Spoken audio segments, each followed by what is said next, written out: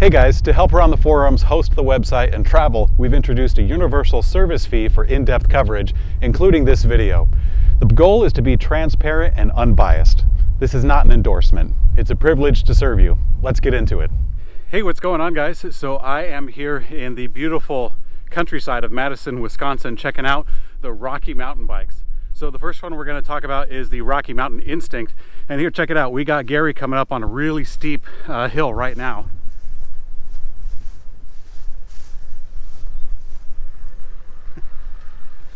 Isn't that awesome? It really is. So we've actually been riding the bikes for a little bit. You'll see some ride footage of myself going up that steep part. It made it a little harder for myself than I needed to, but it's really slamming. So Gary, what do you think about the bike? What's your first impressions?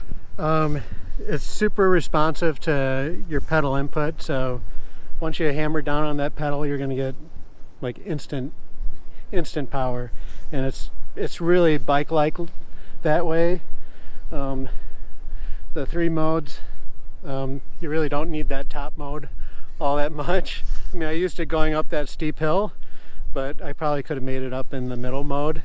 And then that green mode, you can just go forever. Right, so yeah, let's go ahead and talk about the specs real quick, because yeah, there's a lot of really good stuff to talk about. It's a new drive system, at least a drive system that's new to me, so I'll spend a fair amount of time on the electrics. But yeah, let's go ahead and get in, because this is a lot of fun. Okay, so the Rocky Mountain bikes are a newer brand of electric bikes to the United States, and they come from our friendly neighbors up north. You can tell by the Canadian maple leaf that is both on the model name as well as part of the branding that they have on the down tube there. Let's go ahead and jump into the mechanical specs and kind of get that taken care of, because I want to spend some time on the electric.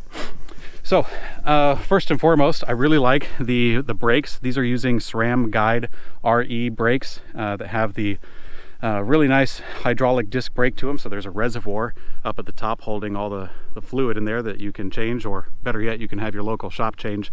And that comes down into the piston here inside the caliper that breaks onto the rotor. And this is a really big rotor. It's a 200 millimeter rotor that has some pretty good heat dissipation through all of these little ports here, so that way you can go down a fairly steep and long hill without having to burn it up too much and, you know, colorize it and compromise your safety. So I'm really happy that they did that. That's a pretty good thing that you want on mountain bikes. If you're looking at mountain bikes that have bad brakes, you're probably looking at a street bike in all reality. But also in the front of the bike, you have some pretty narrow 14 gauge spokes up in the front, and they also are black with the black screws on it. Nice race face branded wheels up in here. These are an offset wheel, they call it. So this is a 4.5 millimeter offset to it. You have a Presta valve, and these actually come tubeless from the factory, which is something I haven't seen before. A lot of times bikes come ready for tubeless, they call it, but they also pack it with a tube. I presume that's for shipping purposes. But this one, I'm told by the mechanics, came without a tube in it at all. So it's not only tubeless ready, it is ready to rock. This tire is a 29er, so it's a fairly tall mountain bike tire. That, strangely enough, this size is also good for commuting if you wanted to double purpose it. I don't know if this would be the best bike for it, but it's a really high tire that can clear over good obstacles with the higher attack angle coming onto an obstacle, meaning that a 29er will be able to go over something easier than a 27, all things equal. But of course, that's the science. The real part of it is the fun. This is a 2.6 wide, so it's a little bit wider than your conventional mountain bike, but it's certainly not a fat tire, and it's kind of getting close to what they call the plus size of tire. I've seen a lot of them that are 2.8 that really look plus size. And these are the Maxxis tires, the Maxxis Recon. Up to 40 psi on that one, which is a pretty high amount, honestly. I've seen a lot of them go to 30, but for off-road, we don't pump it up quite that high. Generally, you want to have a higher psi in the tire when you're using it on the road, and then for off-road, you kind of lower it down. Moving on, we have a 34 tooth chain ring up in the front. So this is a pretty interesting setup here, because the chain, as you can see, comes along here, goes into this cog, into this mechanism, and it actually doesn't make contact with this face of the chain ring up front. It actually goes into the motor cog up behind this plate. And I can put an overlay of a photo that I took with this plate off. Of course, we keep it on for riding, but the motor cog is up in here, and that's where you get your assistance, is in this cog right on there. And then it comes back down into the regular chain ring here, and then through this little cog to keep things nice and clean, and then of course back into the derailleur system. So that's an interesting way to do it. I've seen a lot of mid-drives where the chain ring itself comes from the motor unit. That's quite common. I think all the big names do it. Bosch, Shimano, Yamaha, Brose, even Bafang, they have that system. But this is a newer one. I haven't seen this quite yet. But we'll get into the electrics, I promise. We'll stick to the mechanical. So, the chain's coming back here, and you get into the SRAM GX derailleur here, which is a really nice set. It's quite responsive. I was using it quite a bit on some of the ride footage that you'll see, and it's pretty quick. You have 12 gears in total up in here, and it's a lot. I lost track, in all honesty. I was coming up the hill that you saw Gary come over earlier, and I was actually in that gear right there. I didn't realize that I had 2 more gears to go, so I made it a lot harder on myself than I needed to, because with this massive rear cog and combined with the motor that you have up front, this thing can climb a telephone pole, it feels like. It's really slamming. You have the same set of wheel, spokes, tire in the rear, as well as the brakes are actually the same size. So continuing on, we have the rear suspension system. This is the Fox Float DPS that I believe has a 140 millimeters of travel, if I remember right, from the specifications. It feels pretty good. It feels like it goes for quite a long ways. On a trail like this, I didn't really push it too much, because of course this is a bike that they presumably are going to put back in their showroom and sell. So I'm not going to beat it up too much. But so far on a ride like this, it was very comfortable. I was able to keep some good traction on the trail having a shock like this. And it has this link right in here on the rear of the frame. I don't know how suspension systems work. They're quite precise, but I know that I've seen ones that kind of pivot on that axis there, allowing this seat stay here to kind of push forward a little bit into the damper right there. At least that's my understanding of it. I had a cursory glance. So this is the dropper post, which is really handy, really handy. So how the dropper post works, if you're not familiar with it, there is a lever up on the handlebars up here, and it might look like a shifter, but when you press this down, the seat post will actually rise up. And as you sit on it, let's see if I can do a little bit of karate here and make it go down. So, or Gary, would you mind helping me? So, as you press down on the lever here, and as Gary is applying some force, the seat will go down. So the idea is that you sit on it with your weight, press the lever, and then the seat will compress. And that's really nice for going down a hill. And then when you come back up the hill, you stand on the pedals a little bit, get some clearance to your sensitive areas, press down on this little tab, and then the seat will come up to meet you. And when the seat comes to meet you, that's really nice for going up the hill or even on a flat when you want more leg extension to, well, use the bike like a bike. So we talked about the derailleur, the brakes, the seat post, the suspension system. Let's go ahead and jump into the electrics, what I've been waiting for this whole time. So this is using a new motor system, or at least a new motor system to me, that comes out of Quebec, Canada. So this system is from a company called Propulsion Power Cycles. I know you can't really see it because it's behind this plate. Again, I can show a little bit of overlay of the photos I took prior. But this motor system, it fits right inside here. It's kind of turned up a little bit. And again, that chain comes in through the cog of the motor system. Now, I talked to the guy briefly from the motor company, and he says that this one utilizes a torque sensor primarily. I don't know if it even has a cadence sensor. He kind of sounded like it just had a torque sensor to it, but it works very well. Just barely applying some pressure onto it, it really kicks up. I mean, Gary can attest to it. It feels like it's right there when you need it. Yeah, when sometimes it doesn't feel like it's doing all that much compared to a normal e-bike. You put the pressure on and it's instantaneous. So if you slam on down, you get this real proportional assist, just like you're, multiplying your force, however many times. So yeah, Gary makes a good point that when you put the force down, it's really there instantly when you need it. But sometimes, and it's predictable, it's not scary, but like sometimes it feels like it's not there, and that is when you're going at a higher cadence.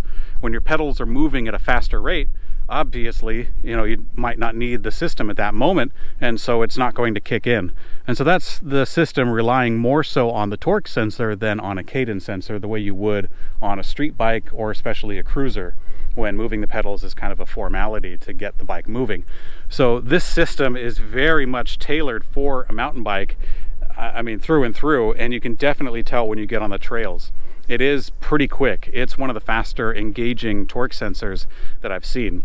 Also continuing with that line of mountain bike is the battery system. So this is a battery that does come from the same company, Propulsion Power Cycles, I'm told, and it's built into the frame. I didn't have a chance to get it out. Maybe if I have enough time at the shop, I'll try to pry it out of there, but it's not easy. So the battery is built inside of the down tube here. You got to take the motor plate off, and then you got to take the motor off completely, and then presumably, I haven't seen it yet, the battery will slide out of there, and then you can switch it, I suppose. But this bike is definitely something that you'd want to put in the garage if you live in a colder area. You wouldn't want to keep the battery in adverse temperature conditions, and that means you got to take the bike, or at least the frame, into the house with you outside of that temperature band. One last thing about the electric system is the smallest and also one of the neatest things about it, which is the display, in the sense that there really isn't much of a display. So there is no display up on the center, which is normal for a lot of the modern mountain bikes. The display is over here, built into the control unit. So the control unit just has colors. So hopefully you can see that through the glare on the camera, but right now it's colored green. As you press the down or up arrows, it will change color. So when it's white, there is no assistance. And then when you press it up, it'll go to green and flash a couple times. That's, I suppose, your level 1 or eco or another arbitrary name. Then when you press it again, you go into orange mode, and then finally red for high-powered mode. And it does have a buzzing feedback, what's called a haptic feedback. When you press the button, it'll kind of vibrate a little bit to kind of let you know that something has happened without having to glance down. So this is definitely going the route of Shimano, where they're trying to kind of simplify everything and kind of get it out of the way. And I think that's a good choice to kind of unclutter the controls up here on the cockpit area. It makes for a really clean look. You don't have this big bright display coming up at you like some of the older electric mountain bikes. It's nice and clean. One thing I did notice was there seems to be a part of the control unit that comes down from the actual remote into this little spot right here. I'm not sure what that is, but it's part of the electric system that's kind of zip tied on there, and it perhaps it's a backup battery or a DC-DC converter to help it keep moving from the main battery pack. But nonetheless, it cleans things up really nice, and as you can see, it doesn't really tell you much of anything as far as like ride metrics for how fast you're going or trip set, nothing like that.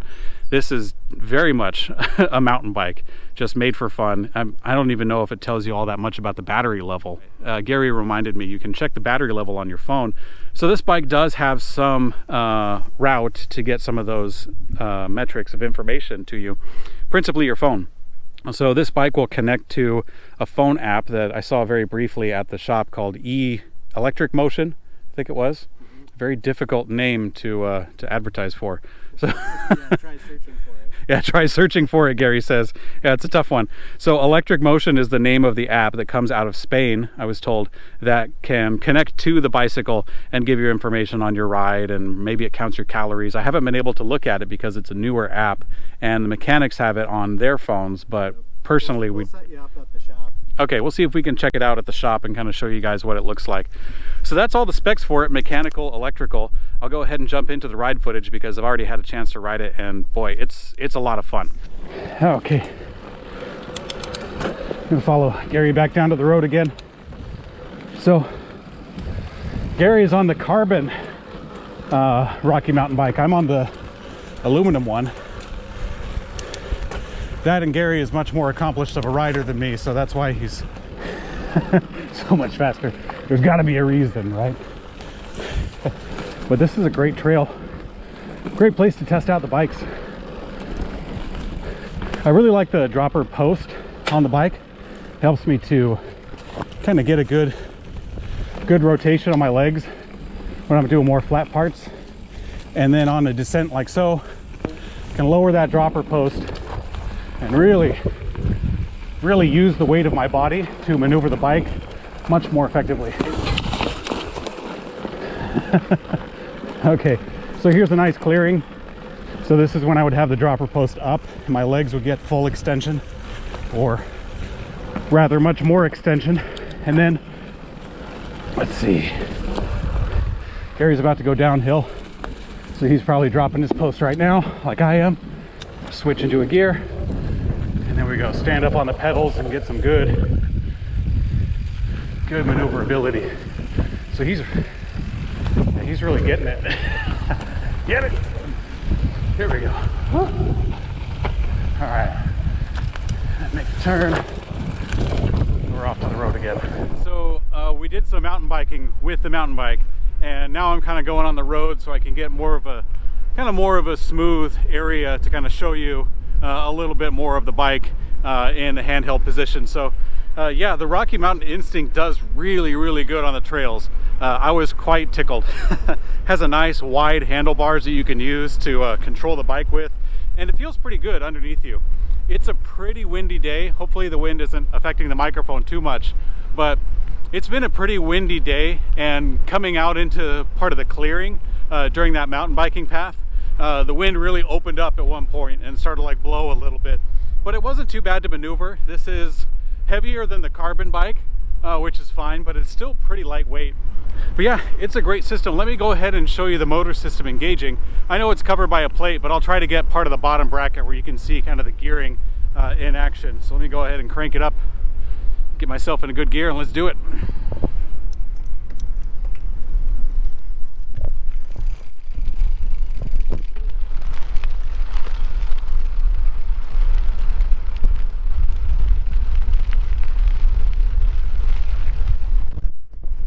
So honestly, when you're riding on the road like I am right now, of course for reasons of filming, it feels kind of kind of plain, because there is no display to tell you anything. I mean, you can hook it up to that app and you can kind of get the information there, but when you're just riding it the way it is without a phone hooked up to it, doesn't really tell you anything. I mean, take a look. That's pretty much it.